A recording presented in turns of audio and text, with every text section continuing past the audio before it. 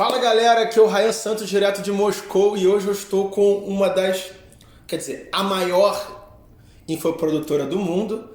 I just said that you are the biggest info producer of the world. Probably yes. Yeah, probably in my field, yeah, together. No, not on your field, like in every field. Oh, that's nice. And you're very humble to announce.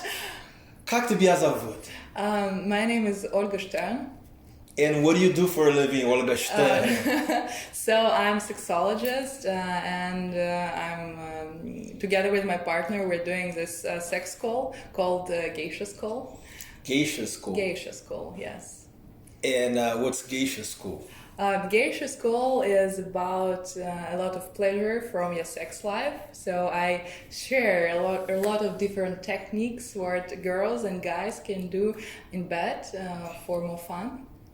So, translating, she teaches people how to have sex. Yes, that's what I do. Pessoal que não fala inglês, ela ensina as pessoas a transar, meter. That's like an amazing job. I love it, really. And you got rich for this. How many students do you have?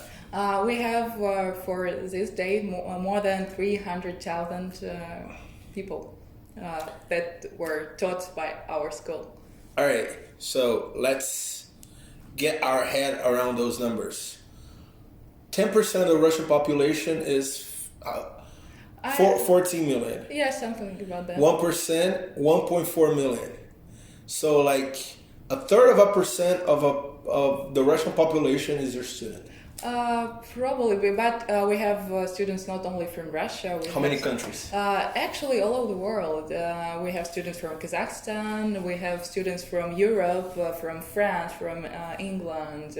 Actually, every Russian-speaking girl or guy who's living abroad is your market. Yes, exactly. So you're saying you had students in Kazakhstan, which is a closed-off country, kind of like Muslim, and you sell sex to them. Yes, we're selling, together. Yes, we have a great team working together on this topic, yes. Like, how did it all start? Like, you, as a 7-year-old girl born in the Soviet Union, Mommy, I want to teach people how to have sex. I want to be a sex instructor.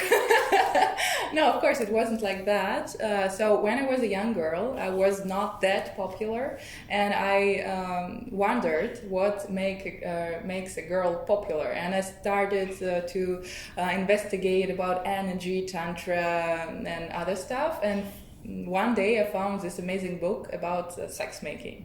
And it was like a changing point in my life, and I started to implement, and I continued to study like an economist. I have 2 diplomas, first like a Russian diploma, and I was studying in Germany as well. And I started to implement, and my girlfriend started to ask, "Hey Olga, what are you doing? Tell us, please." Oh, what are you doing to be so attractive from day to night? And attractive as well, and why my boyfriend is so happy. What I'm doing with him. How old were you? It was like 19 something, 20. So would you say that in your teenage years, like 15, 16, no, you 15. weren't cool? You weren't cool, and you didn't have a good sex life?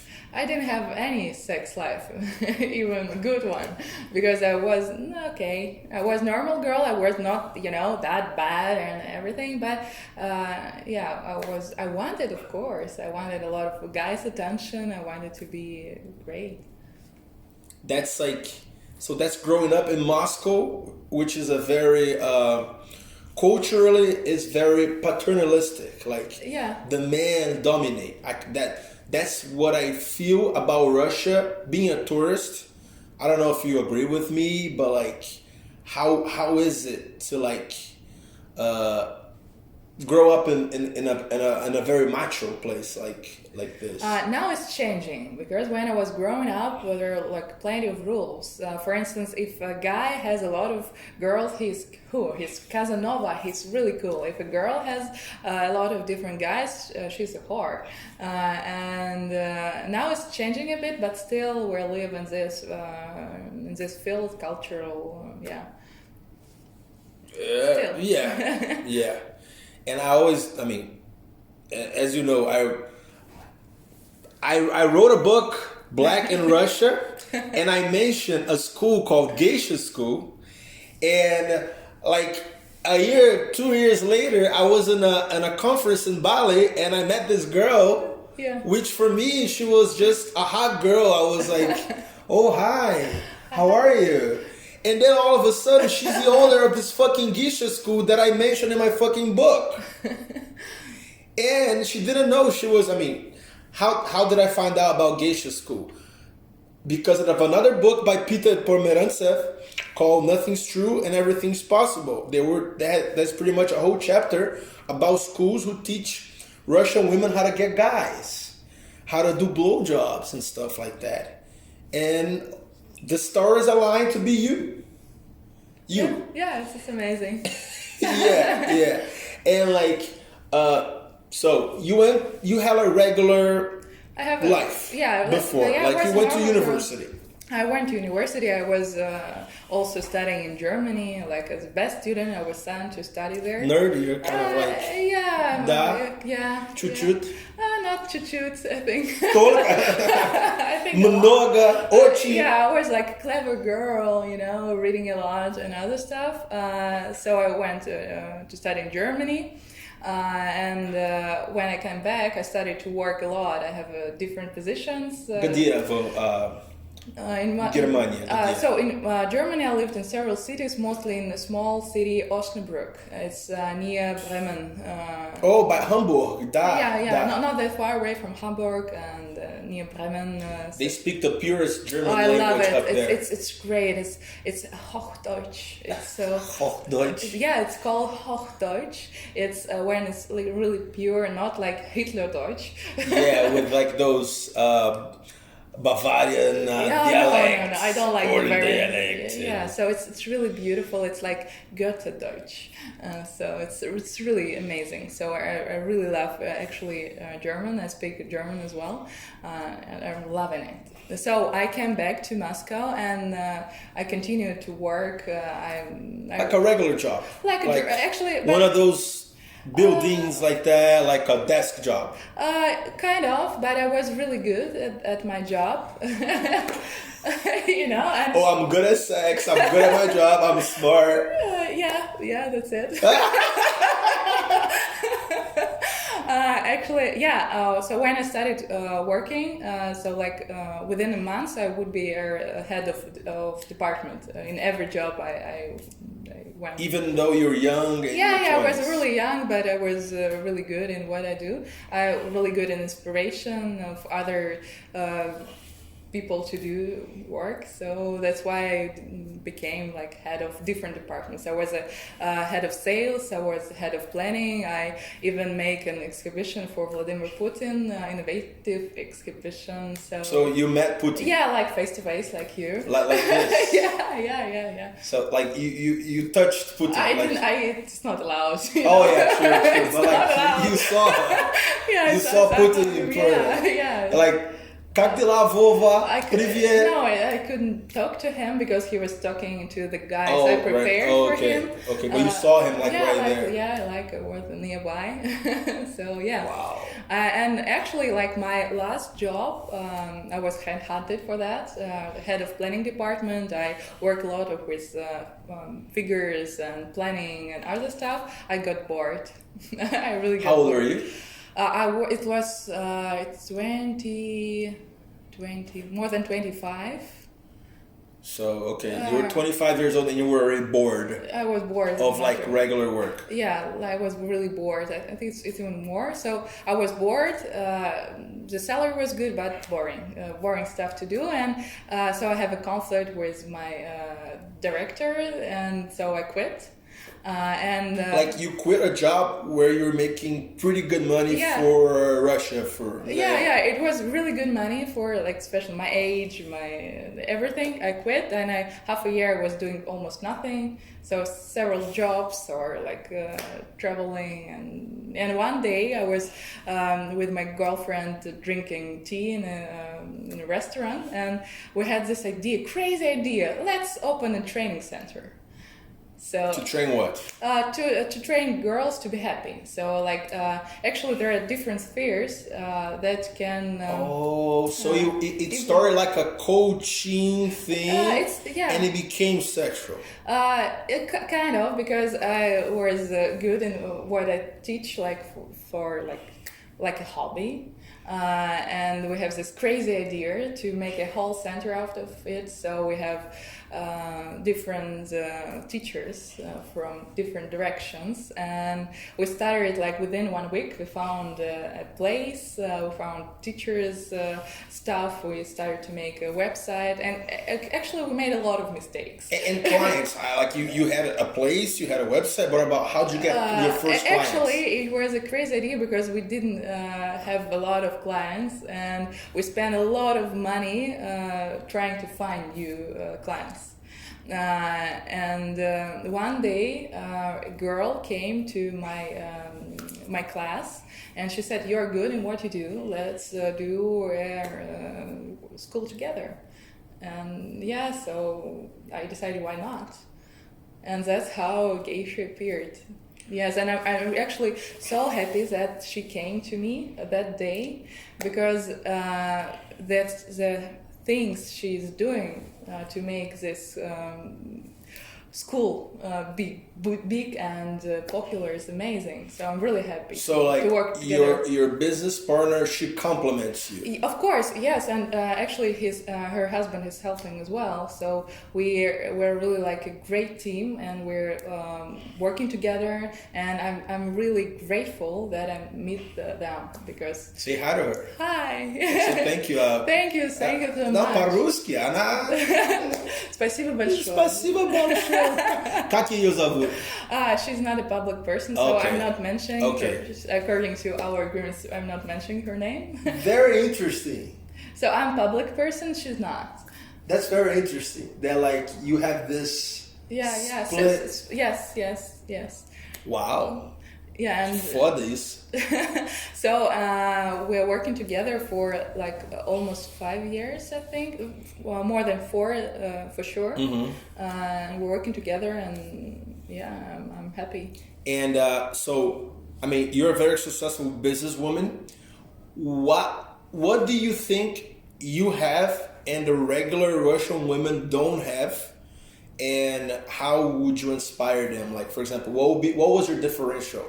I think what I have is confidential. Oh, confidence. Confidence. I forgot the word. So I'm confident about what I do, and I'm actually the thing I'm doing is my favorite stuff. Fucking. No, not fucking. That's a huge difference. I'm about gentle words, gentle way of explaining stuff. It's not. I know. So like you talk about like an extreme topic. Yes, but you talk about in a cold way, a very political and conservative way. It's in a really gentle way, in a tantric way, I would say. So tantra, if we talk about tantra, so it's about energy and being happy. So you never use the word trachnitsa in your... No. Trach é meter, fuder, então... So you wouldn't use strong words. Yes, and I use like gentle, nice, good-looking words. For example, teach me Russian, okay? The word pizda. In your vocabulary, how would you call it? It's yoni. It's from tantra. It's yoni. Yoni. Yes. Yoni. Yeah, of course, there are like a plate of different words we can describe. But soft. Yes, I that's what that's a difference actually from other schools, because I'm really gentle in what I say, and most girls, when they see me and see other teachers, oh, she's so gentle, I will stay here. Got it. So like your competitors are a little more vulgar, a little more direct, and less conservative. Yes. So you're the good girl with a little bit of bad behavior. I wouldn't say so that I'm that good. But the way I'm describing what can happen is like a really gentle... Makes sense. So like it's more of a language thing. Yes, it's of a communication way. Yes. For example, you're doing this. This means wisdom. See, like you automatically, but like your body language, like you're like sending wisdom. Like you probably got trained to speak. Actually, I spent 5 years in the theatrical studio. So oh wow! I played in theater when I was like a teenage girl. So you do German, Russian, economics, theater, sex, 5 years and money. And actually, I'm now what I'm doing. Would you marry me? And now I'm doing a lot of offline stuff as well. I'm doing coaching program, one-to-one. I'm doing group training, masterminds, and everything. So I'm not only doing online, but offline as well. And it's amazing, actually. And I love doing that. Actually, we even read sexual books and discuss it. Like, so going back to the thing about female entrepreneurship. So you think the number one thing a Russian girl or a Brazilian girl could have is confidence? Yes. Because, some girls, they decided to be with a man because of his money. Not because he's a great guy, or he's a good person. Because they can stay with him because he has great money. But if you're making some money and you're not depending on the guy, it's better because you choose to stay with him because you love him, not because he earns a lot. Yes, but I mean, we've had cases in this podcast of women who were independent. They were so independent that like scare guys away. It should be. I think there should be a balance. Not being too cocky. Got it. Some girls are, tell me about yourself. Yeah, it's average guys would not. I mean, at least in my country, they're not prepared to have a woman who makes more money than him. Yeah, for Russian guys, it's kind of like that too. But not for all of them. So yeah, I usually say that Russia is the Brazil of Europe. I would say so. We have some really similar things. Like, for example, you guys are very sexual people. Things always work in like the networking and negotiation. There's like, there's a rule, but there's always a way around that rule, right? In Russia, it's like that too. Yes, of course, it's what we do. Yeah. And compared to like other serious places like Germany is like this and like this. Yeah, I could have stayed in Germany, but I decided to go back to Moscow because it was, too many rules, too many, do like this, don't do like this. Hey, come on, there's like a better way of doing that. Yeah, and like, and even though like you're in a cold country, you're supposed to be cold people. Like when you get to meet a Russian person, they're like very warm and like very like friendly. Mostly, yeah. It's like, but with Russians, it's the more you know the Russian person, the warmer it gets. Okay, makes sense. Yeah, probably. Makes sense. So, as you're saying about your story, you took the risk. For example, like you quit a job. Yes. That you were making good money.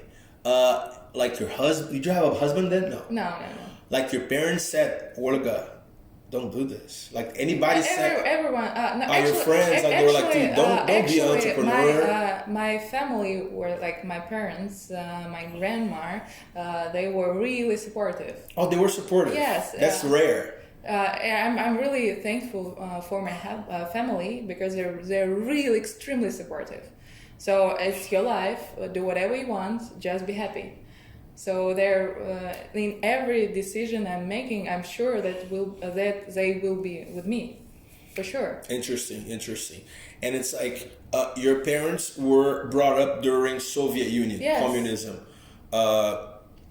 Didn't that bring any, like, didn't that affect your mindset or like something? It has affected Like how? us. But I don't know why my family is a little bit different and more open-minded. And for instance, my mom, when I studied this offline school, she was studying among my students. So that's amazing. You're teaching your own mom how to do a blowjob. So we were training intimate muscles. Okay. But still, she was really supportive, and she's really open, and I have an amazing mom. If your mom went to your school, she has to be very open-minded. Yes, and she's amazing. And the thing I love about my family, so I know that if there are any problem, I just come to them and talk about that. So I think I'm a really happy person. Wow, that's very interesting. What was their jobs during communism? So my mom, she was accountant during communism. Yes, she was working with figures. Uh-huh. Actually, my dad was also, but then they got divorced, and then my mom met my stepfather, and stepfather is in our family for more than 20 years. So, like, he's kind of your dad too. Actually, yeah, I'm calling. Of course, no, I'm not calling his papa, but when I'm talking about them, I name him my parents because. He is a part of my family. Of course, I love my your biological father. Yes, of course, we're in great relations as well. But within my family. That's interesting. So you touched a point that's a very common thing in not Soviet Union, but like Russia and the other Soviet countries. Most of it is divorce. Yes. Why is this country so addicted to divorce? I think it's not only Russian problem. Divorce rate is high in Europe as well, as far as I know. We get normally in Russia we get I forgot the word. Married. Yeah, thank you. We get married very early. We get married normally really early, and then discover, hey, what am I doing with this guy or with this girl? But nowadays it's changing a lot, and actually we're not prepared for the marriage at all. We have no clue what to do in marriage, what not to do in marriage, we're not prepared. That became a market opportunity for you? Do you teach them how to have a better marriage? I'm working on different courses because I'm investigating it myself. So I have a course like how to motivate your man, for instance. But about marriage, I'm working on that course. Yeah, because like, for example, like every big entrepreneur comes in to solve a problem. Yes. And that problem becomes an opportunity. Yeah. Like, I'm trying to pick your head about, like, how did you find such a huge market in a place dominated by men? It's like you won the lottery. Like, you touched the right market. Like, women's development and sex in Russian-speaking countries. How did you? Does it have to do with the divorce rates or like? No, how did you like study the market? I'm like, all right, I'm gonna do this. So actually, it was not about the market for me. It's not. It was not about studying. Like I should do that because there like a huge divorce rate or something. It was because I wanted to know more in this field. That's it.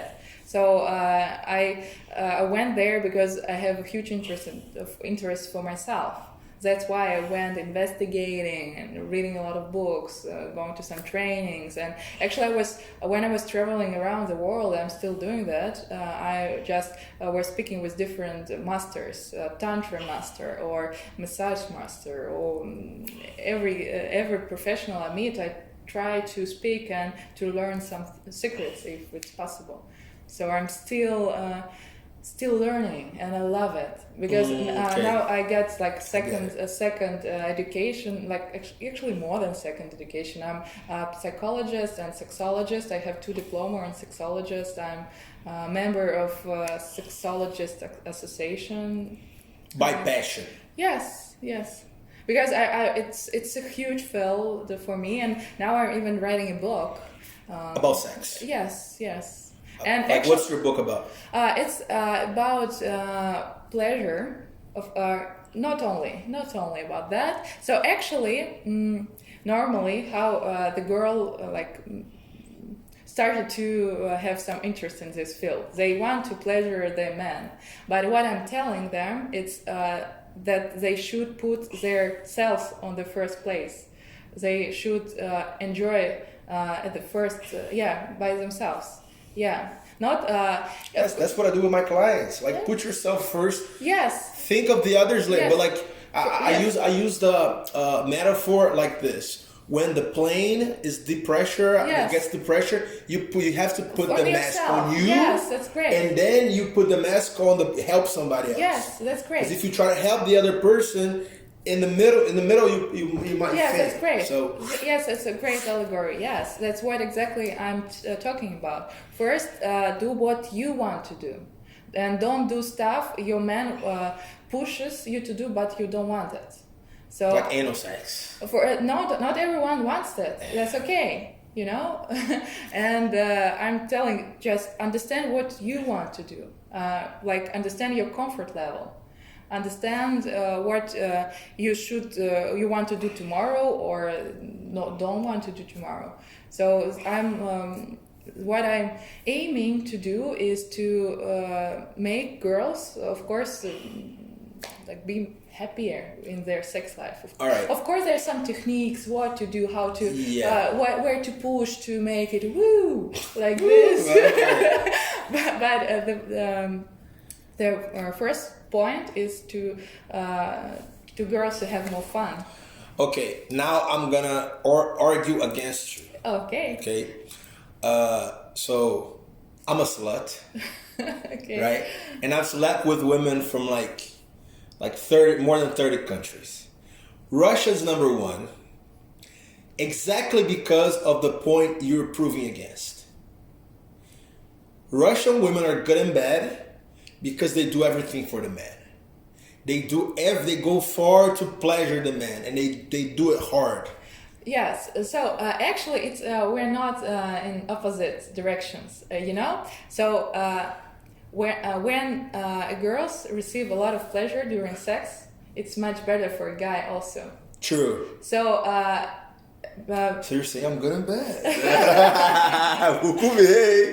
So for instance, maybe at the first time, most girls are trying to pleasure you, but imagine if they're not only trying to pleasure you, but they pleasure themselves altogether. So it would be not 100% good sex, but 200% good sex. Because when during love making process, 2 people are getting a lot of fun out of it. It's amazing. It's synergy. Yeah. So we're not on the opposite sides actually. True. Now I get it. I get your point.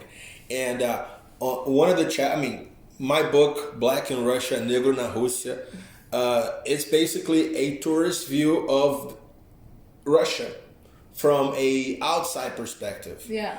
And the subtitle is Sex, Racism, and Football in the World's Most Hated Countries. So there's not much sex in the book, but there's some observations. And I came across some historical analysis of why Russian women are so good. And it has to do with World War II. Did I tell you about that before? No, not really. I'm kind of... I didn't tell you about that before. No, you haven't. All right. So here's the thing. You should tell me. It's much better explained in the book, but here's the deal. Just short version. Russia won World War II. However, it was the country with the most casualties, right? Yeah. So there was a whole generation in the 1940s, 50s, and early 60s where there were many more women than men because the men died in war. Yeah. Right? Probably, yeah. And that's the generation of your grandma. So those women were educated by saying, all right, so having a man is a trophy. Do the best to find a man and to keep a man. Like this. Don't lose it. Find a man and to keep a man. Yes. And those grandmas taught the mothers the same mentality. Yes. And it came down to the daughters. You do your best to please a man. How? By knowing how to cook. Do you know how to cook? Yeah, but I don't cook. Yeah, but like everyone knows how to cook and cook good. Yeah. For example, you know how to clean the house. Yeah, but I don't do it. Right, but everyone knows how to do it too. Yes. Know how to fuck. No. But seriously, it's all like soup. Like, right, what a man wants what a man in 1960 wanted from a woman: be a good mother, be a good cook, be a good house worker, be a good fuck. Yeah. And that came down generation to generation. Now the population is much more equal, but there are still more women than men. Actually, yeah, I saw the data. There's like 11 million more women because in Russia it's so hard to find a good man, and Russian men have one of the lowest life expectancies of the developed world because of alcohol problems. Like men in Russia, they live up to 54 years old, which is very low. Yeah. Because like they get drunk and they die with liver diseases and shit like that. Yeah. So the supply of men is low, and the supply of good men is even lower. So when a Russian girl finds a good man, she'll do the best. And how I came up to that conclusion, I was sitting on a table with my Brazilian man during the World Cup. Yeah. Right?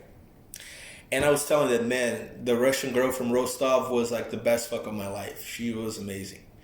And the guy right there was like, dude, my Russian girl from last week was the best of my life. And the other guy said, yeah, my Russian girl too. And the other guy said, me three. So we were like getting across that. And those were guys who were like rich, good looking, businessmen in their 30s. And like these guys fucked hundreds, 200 girls. And the Russian girl from last week were the best. I'm like, I'm gonna do like Olga. I'm gonna study about it. So that's the historical. Yeah, probably. Yeah, I think it could be because of that. Can you like anything like the way you were brought up? I think by your grandma, your mother about that, like you need a man, like anything like related to mentality. We live in this cultural field, so it's.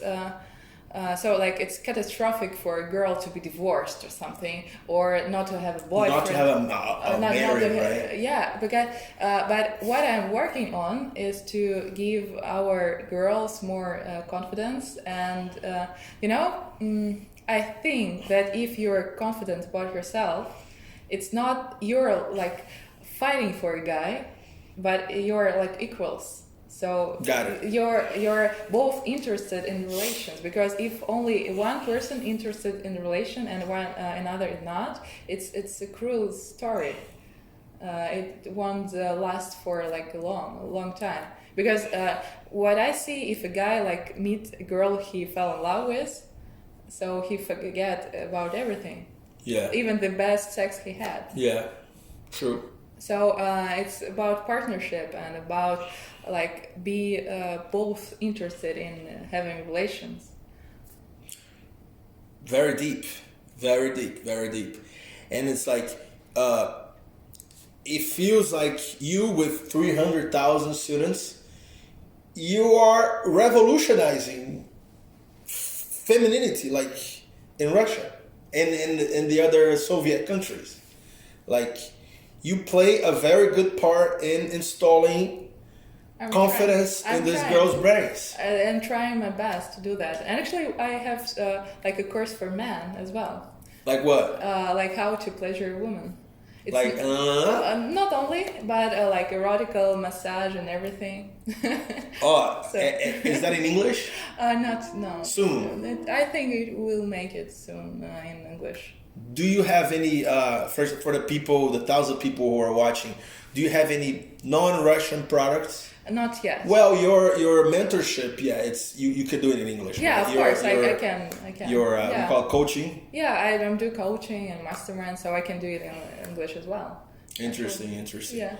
And we were talking in Bali about me bringing my Brazilian students, my male Brazilian students who are rich, and you bringing your Moscow students for an event, a mixer. Let's have it. I think, I have plenty of girls who could be interested. Could be interested in meeting rich Brazilian men. Yeah, but according to law, we should do it like in a really gentle way, you know? Okay. Yeah, so. Okay, gentle. Gentle, like I love. Like a mixer. Yeah, something like that. Like a networking event. Like party or something, yeah. Like a networking event. Yes. Like a Brazil-Russia summit. We bring some speakers. Yeah, so it's like, something like that. Business, sexology, and stuff like that. Together. Because actually, I believe that sex energy and business energy are really connected. I am 100% with you on that one. Yeah, and if you're if you're happy in your sex life, your business will be growing. But if your sex life is like oh my God, sex life is so boring. So. It would be worse for a business. That's what I believe. I believe that too, but I agree with you more on. Have you read Napoleon Hill? Of course. Right, there's a chapter about sexual transmutation. That like the biggest businessmen in humanity, they were very horny motherfuckers. Yeah, and actually there is an excellent book. I think in English it's called Vagina. It's, the name of the book is Vagina. Yes. По-русски Vagina. Yes, it's the name of the book, and there is a whole chapter about about great sex and great ideas. So it's a deep connection actually between these two. Yeah. So like this on top of this vagina topic, like. The great men are very horny, but they knew how to canalize that sexual energy to work. And they bring their sexual energy into work. For example, like a lot of the horniest dudes I know, they only think about sex. So and they can't take the energy to the other side. There should be, like in every field, there should be balance. So it's... what I think, it's not about getting as many girls and everything. Probably it's just about having good sex. It could be with one person. And it's not about thinking about how to get great sex all the time. It's just you have it and you're like so inspired and you go and do good stuff at your work. Like you're like in a great mood. And for instance, when after a good love making process, you're smiling, and if something is happening, you're okay, that could be, or you have some great ideas. Yeah, the day after I wake up very like really happy, right? Yeah, you're really happy and you're really open for new stuff, and I'm sure that some really great ideas appeared after great process, like great sex. Yeah, and on top of that topic, I was thinking of the guys, the high performance guys I know. They are not guys who go to the club and shoot. They are not like hunting. Yes. Because it takes a lot of energy. So the high performance guys I know in the 30s and 40s, either they're married. Yeah. Or they have like a fixed fuck. Like every Wednesday I have this friend that I fuck every once in a while. Or they go for prostitutes. They are not regular. They're not like regular men who like go on Tinder and like hunt on the club. I wouldn't be so general about all the guys. As far as I know, they're like different types of guys. Some of them are like you just described, but some of them like having like a normal girlfriend. They just having like specific relationship with. So sometimes it's like that. Got it. So it's not only about prostitution or like they. No, I'm thinking of prostitution because of good prostitution gives good sex. Not always, but they're professional. They know how to do it well, right? And these guys could get any girl they want. They still go for prostitutes. Why? Because it takes less time, less energy.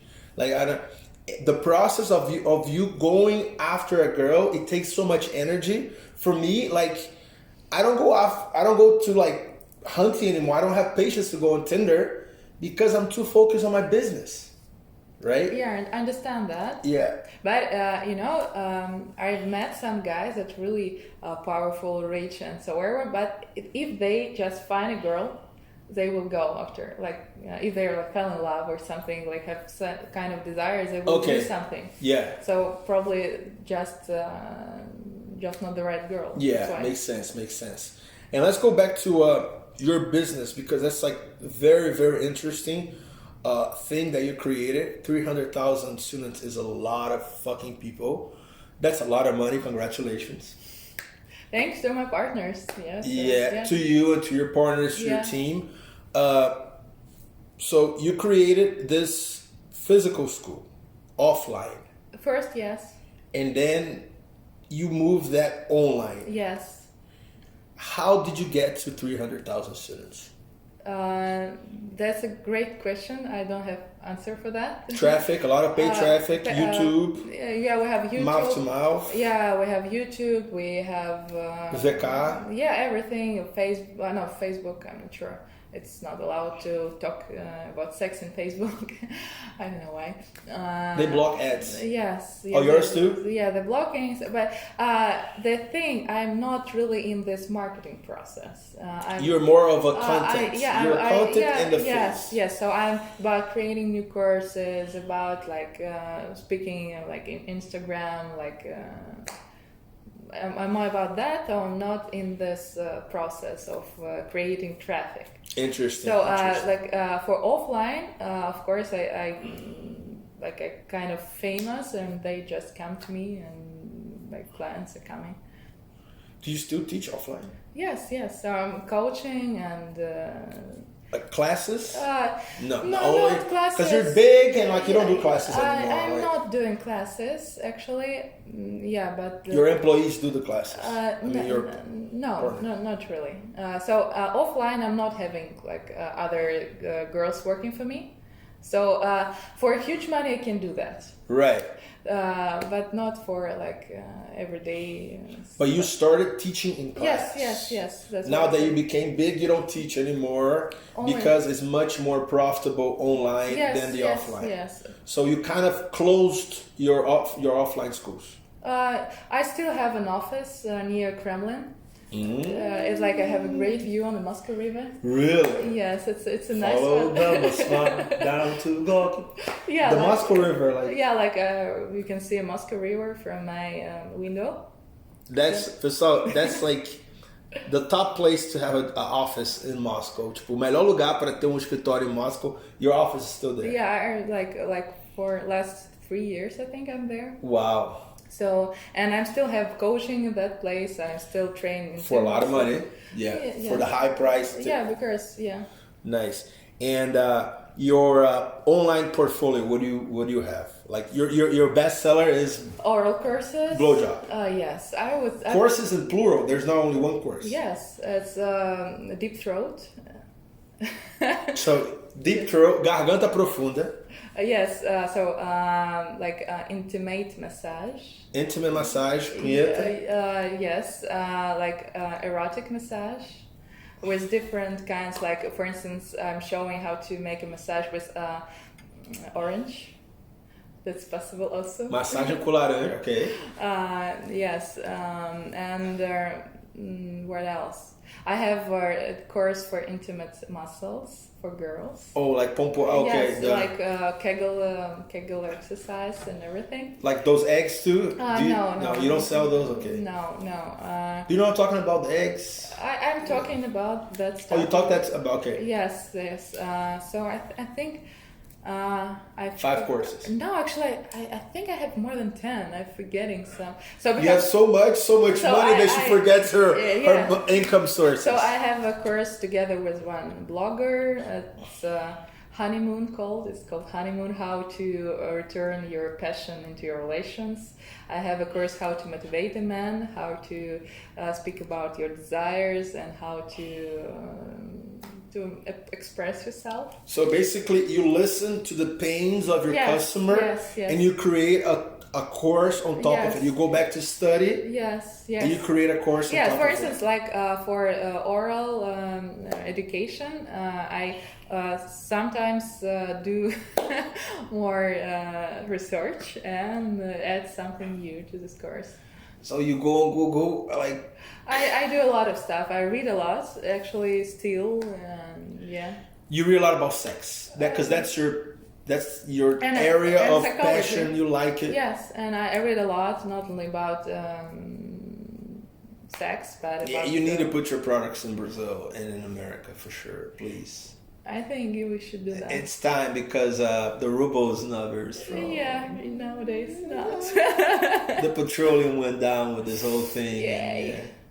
Yeah. Pretty damn bad, but that's amazing. But like your best seller is blowjob. Oral sex, yes, I would say. Yeah. Oh, and you have the course for men to please the women. Yes, it's altogether oral, intimate, erotic massage.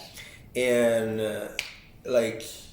it's funny how you told me that. I forgot the course about orgasm, how to get an orgasm. Can you teach orgasm online? Yes. Like a woman who's been having sex for 10 years and never had an orgasm in her life. It's possible, yes. You teach her how to have an orgasm. Because there are several reasons why a girl doesn't have an orgasm. One is mental stuff, another one is technical stuff. And I explain both. What's technical? For instance, she never masturbated in a particular way. And you teach them to masturbate in a way. Also, yes. So how to touch, how to explore their sexuality, how to find erotic zones on the body. So that's what I'm teaching. And you study all of that. You test it in yourself. And I have a bunch of offline clients, so I know what is working and what's not. So it's when I'm working offline, I give tasks to girls and they go test it. Yes, and then they come back with feedback. And you transform. Dude, you're fucking smart. Literally fucking smart. Yeah. But you transform those tests feedback into knowledge and content for you to pass. So you basically have unlimited knowledge because people keep trying stuff and bringing it to you. Yes, and still I'm getting a lot from my clients. So I'm speaking a lot and and in this field it's so interesting to have different conversations with people because they share a lot. I know us many, there at lunch, telling you about one night stands. You were it felt like you were taking mental notes. Actually, what I'm doing. Sim, ela tava assim, meio que anotando o que eu falava. You were probably taking mental notes, but oh wow, one night stands or like this and really like that. So I just now creating I will make an Instagram questionnaire about one night stand in several days. Yes. Because of what I just told you. Yes. Because you know what? That's some pain women have. Oh, how would you handle one night stand without feeling like a slut? Yeah. You don't have that experience because you don't have one night stands. How would you do it? Oh, you listen to people and then get that content. Yeah, because I have a great bunch of different people that talking to me. So I'm really good. Any of them single? Of course. Any of them like black guys? I think yes, plenty. Introduce me to them. Tell them there's this black guy who lives in Oko Tower. I'm having a birthday soon. Oh yeah! No, don't remember. I feel old. No, you shouldn't. And what do you let's say you came from X, now you have 100X. And you feel very happy, very grateful. Yes. For you to have 1,000X, what's your next steps? What do you think, aside from going to the US and stuff? I think creating new products. That's the growth. Mm-hmm. New products, new markets. And for me, I see a lot of offline stuff. Actually, I'm really inspired by Tony Robbins. I think I should do something Like you'll be a woman, Tony Robbins in Russia? No, on the maybe, personal growth and the motivation maybe thing? Not in Russia. Maybe... Worldwide? Yeah. I think, yeah. Yes, yes. I think something like that. Because after speaking with me, people are really inspired. I am inspired. Shit. I'm inspired and horny too. Shit. And actually, the thing is, sometimes people come to me to talk about sex, but after like coaching or consultations, they just, for instance, open new business. Sometimes it's you gotta get percentage of those business, and then you're gonna become very, very rich, and you're gonna own this fucking building, and shit, you're gonna become an oligarch. Ruskaya oligarkaya. So, and the thing that I give people is much more than only techniques. So it's inspiration, it's love with your life or something like that. So enjoying every moment of your life. Wow, that's very deep. And in Brazil, we have this adjective, which is kind of like very offensive for women. Like if a woman is very nervous, you say she's mal comida, which is poorly fucked, poorly eaten. I understand. So maybe in Russia you have something like that, but like if the girl is angry, she has bad sex. Yes. Sometimes we say that. Oh yeah? Yeah. Kind of offensive. Oh yeah. No, but like, so it works in your language too. Yeah. So you're working, basically, you're adding value to the world. You're getting these women out of there, and you're adding value to the men who fuck these women too, because things are getting better in their lives. Yeah, like because of our school, like much more happy people around. I love it. And I have a theory that, like in internet or anything, you either have to sell sex or money. Or sex with money together. Yeah, you kind of sell sex with money too, because the motivation makes the people... Yes. Yeah, but like, if you think about it, like in your copywriting process of selling anything online, you need to be clear that the person will get either more sex after buying your book or buying your product, or she will make more money. Yeah. So I've had many experiences with like many products I tried to launch that didn't touch those two, and they were not good, not good in sales. Yeah, they should. Sex or money, and you sell sex and money, so like that's why you're rich. It's a theory by André Diamant, Sexy Canvas. It's a friend of mine who has this theory in Brazil, and we use his concepts to write copywriting for our products. That's great. And it does very well. So that's great. So like you're a very inspirational woman. Like you're a boss, big boss. What do you do with your money? Like I invest. which didn't work that well this year. I lost a lot of money with this. I don't think I will lose because you won't sell. In the long term. You think long term on those investments. You never think short terms in that kind of investment. Right. So like in a long perspective, I think I will win. Warren Buffett, buy and hold, value investor. Viu, pessoal? She's a value investor. She's not a day trader. And I like to travel. I like to have fun, and actually, I'm. And you buy expensive clothes like Russian women. Yes, and actually, I buy a lot of educational programs. Me too. Yeah, so like I think I spend more than half of what I earn to education. So I put money back in my brain, I would say. That's a theory I have too. Like for example, so instead of investing in stocks, which is other people's companies, if you invest in knowledge, networking, and life experience, that money comes back even faster. Exactly. And you, a millionaire woman, very successful, saying that you get half of your money and you reinvest in education, it fucking proves my point. That like I totally agree. That comes even further and further. That's So every top teacher is in the world. I've been there. Tony Robbins? Yes. Yes. He was here. But it was horrible. They told me it was horrible because of the microphone. Because of other stuff. But I have his online products, and when after this coronavirus, you go to Miami to trainings. Yes. Who else? Any international people that you've? So when Stephen Covey was alive, I was at his. That's Stephen Covey's like, 7 Habits of. Yes. Who else? This positive guys. I forgot. God, I'm so bad with names. But it's a positive psychology. For positive psychology, I forgot all the English words. По-русски. Квантовая физика. Quantum physics. Quantum física. Parece português. So all this quantum stuff, like plenty of guys, like special conference. I love it.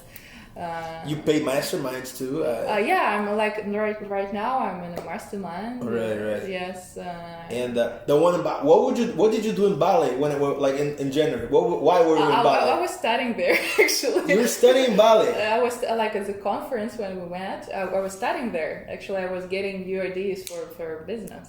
Oh, I thought you were in Bali and it happened to have the conference, or you went to the Bali for the conference. No, actually, it was another story. So I decided to go to Bali like 2 or 3 days in advance or something, or maybe a week. So not a long time. So you pay very high ticket prices because it's the last minute. So that's what being rich allows you to do. Oh, I'm gonna go to Bali now. Okay, boom. So I just went there, and they took. One evening, I was swimming near the pool. I heard about this conference, and I met 2 really nice people, like Pierre, and they told, "Oh, we're going tomorrow to this conference. Okay, I should go." Oh, so you didn't know any of those people in person? No, I didn't. So it was like a coincidence that we met. Yeah, so it's amazing. And actually, why I love being a part of Mastermind and other educational products, so I understand that what I earn is really little. Because there are like people who are earning like millions of dollars, and wow. And you'd be like, you know what? I can do it too. I hope so. That's my mindset when I participate in things like that. Like, I'm capable. If these guys are doing it and they're in the same room as me. Yeah. So actually, what I'm thinking is, oh no, I'm not that cool. I should be better. So yeah. Nice. So it's like constant development, and because when you're like staying in your normal with your normal friends, you're like, oh, okay, I'm cool. I shouldn't do anything like to add values. But when you're speaking with like really, really rich, because I don't think about myself as a rich girl. No, I don't. Because if I compare myself to other guys, like with whom I'm on Mastermind, so I'm a normal girl. Yeah, but like, it's interesting what you said. Like, you are one of the richest women I know, right? Self-made. There's like women who have daughters of people, but like self-made, you are one of the most richest, and you just compared yourself to the guys in the mastermind. Yeah. That was a very interesting twist. Like, all right, I am rich, but like compared to the guy right there, I'm not. So there's much more room to. So like you're not comparing yourself to women your age anymore. Not really. You're comparing yourself to the big businessmen. I know some girls that's really great. They're beautiful. They are intelligent. They're successful. I know such girls, and they're inspiring me. And they make more money. Yes, and they're really good. In online courses too? In different fields. Online courses, offline business. Just create a mastermind with them, goddammit. It's just for Russian women. That's another product for you. Probably, and they're really, really like, wow.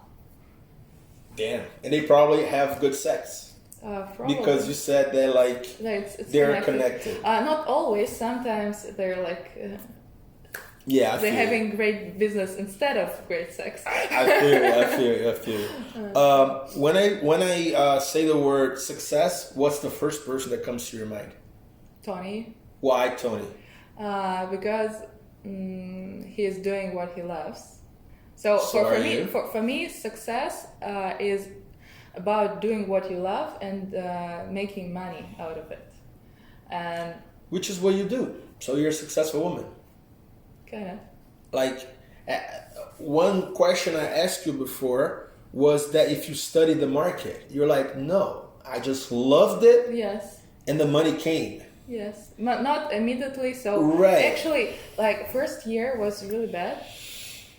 Like my offline school was really bad. Online school was not good. First year. So yeah, but I hope it will develop. Because my main goal is to be supportive for girls and to make happy. You already are. The same way, like Tony Robbins doesn't need to work anymore, and he still does. Yeah, that's what I would do. So if I could start working, but I couldn't because I love it. So yeah, we working and creating something.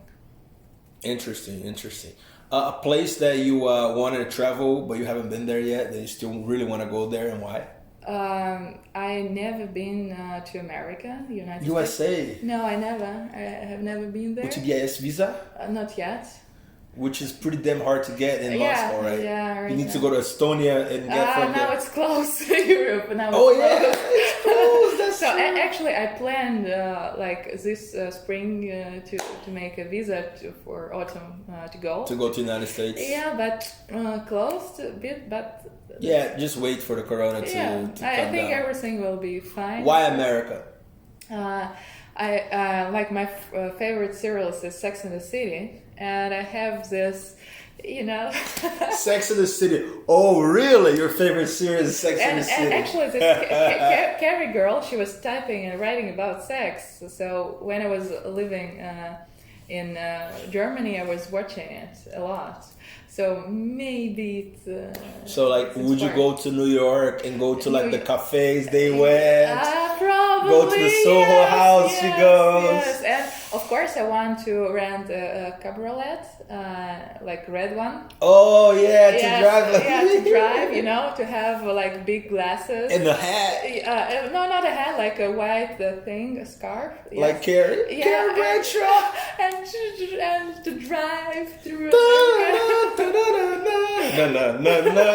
Yeah, I will make a video out of it for sure. Yeah, so I really want to go there, and actually one of my dream countries, I hope it will come true, Japan. So in several weeks I should go to Japan, and I hope that everything will be all right. Why Japan? Because geisha school, Oh yeah, geisha. That's the name of your business. It's a Japanese concept. Yeah. Yeah. So I have a huge program there, like meeting with geishas. Really. Like real geishas. Real geishas. Are geishas prostitutes? No. No, actually, normal geisha is about entertainment and. They talk about stuff where they entertain men, and they're really smart, and they can do a lot of different stuff.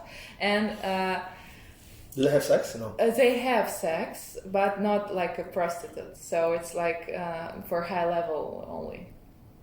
So like it's a done. I believe it's in English. I'm not sure with terms in English. So. They're like a special guy. Like escort, no. No, it's not escort. They're more cultural, I would say. I don't understand the Japanese culture. For me, geisha is like a woman who serves a man and ends up having sex with him. Not really. Okay.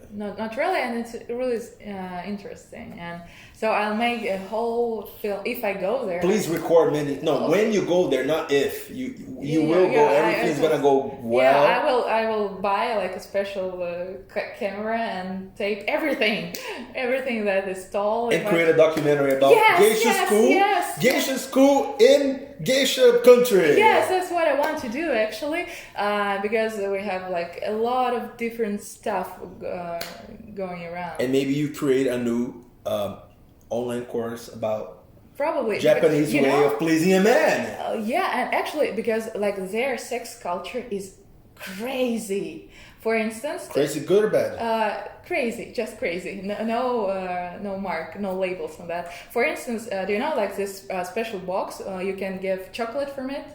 Yeah. So in Japanese, you can buy used underwear. You know, because for smelling, because they have such a fetish. So I think so they're crazy, crazy if we compare it to our country. And actually, there are like a whole bunch of girls who is living by selling their used underwear. Yes, panties. Yes, and like there are a lot of different wild stuff. You should watch a documentary on Netflix, "Sex and Love Around the World." Have you seen it? Part of. So I will watch about. There's Lebanon, Japan, and like. So I want to go to several places and to record it and. Yeah, there are places where like you pay to just. For a girl to do this to you? Yes, and actually there are like a place where you can hug with a girl. You just hug? Yeah, lying and hugging, you know?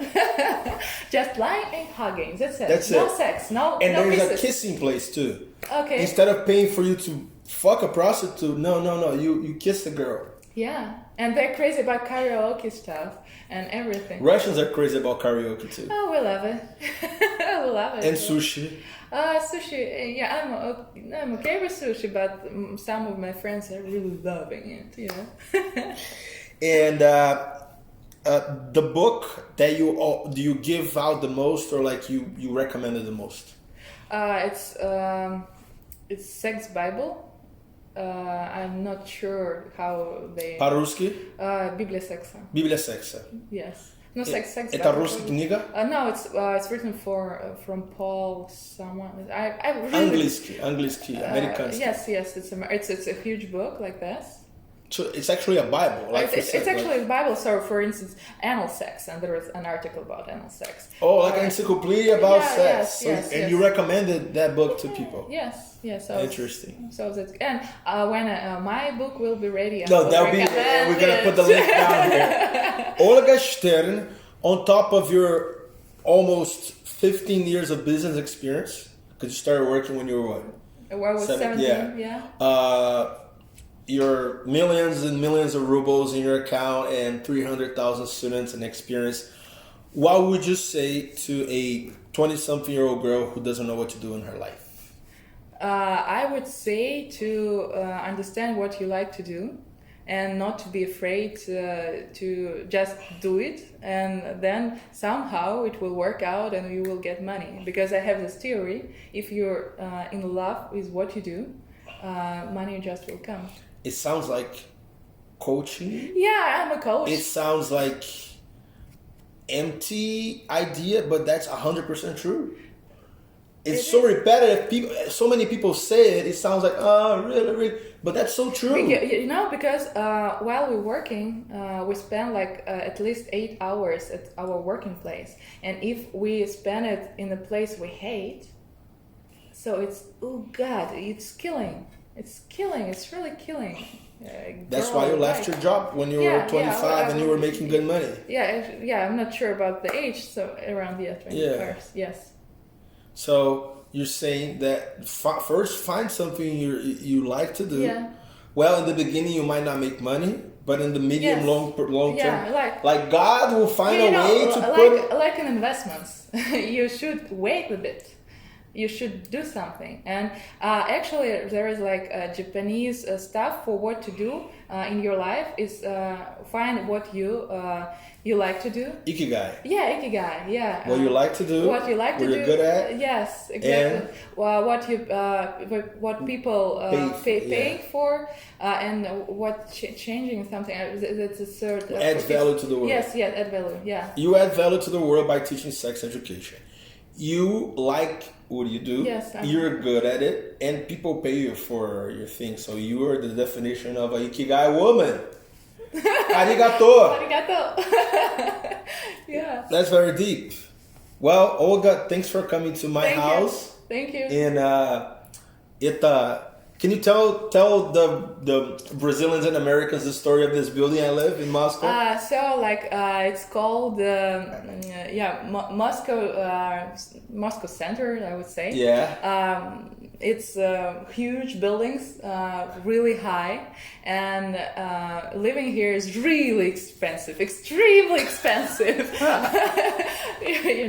For this amount of money, you could get a big flat in the center, much bigger. It's almost the center, and most businessmen are living nearby. So it's a really great... Good networking too. I meet a lot of important people in the elevator. Yes. It's Moscow City. It's called Moscow City because it's a huge city. I don't know. Inside of Moscow with tall buildings. And it's the view here. And that camera, it's amazing actually. It's amazing. I love the view. Do you think I'm gonna get lucky living here? Probably. Hopefully, you should. Right? Teach me, You should. Bom, esse foi o podcast Mundo Raiam com a Olga Stern. Talvez a maior infoprodutora do mundo, the biggest info producer in the world. No, you probably lose to Tony Robbins because he has he's not an info producer himself. But actually, I'm not a producer. My partners are producers. No, info producers anybody who sells info products. Okay. So it's a word we use in Portuguese. Infoprodutor. Okay. It doesn't matter who's the person. Because in Russia it's like. You have the producer and the authority. Because my partners, they're the producer, and I'm an expert. Yes. But having 300,000 clients is It's huge. It's huge. Yes. And you're too humble. You're too if I had 300,000 clients, I'd be like, yeah, motherfucker, I have 300,000 clients. My things is the best. I'm the best. I'm the number one. You're like, no, okay. Yes, I'm all right. Yeah, but I'm humble. Dude, 300,000 students is a lot. So congratulations. You're you're an example. It's a pleasure to have you on our podcast. And let's hope to have your products down to the Brazilian public, to the American public, so you make more USD, baby. Yay! Bom, esse foi mais um podcast Mundo Raiam com a Olga Stern, direto de Moscou. Tamo junto, é só o começo. Bye. Bye.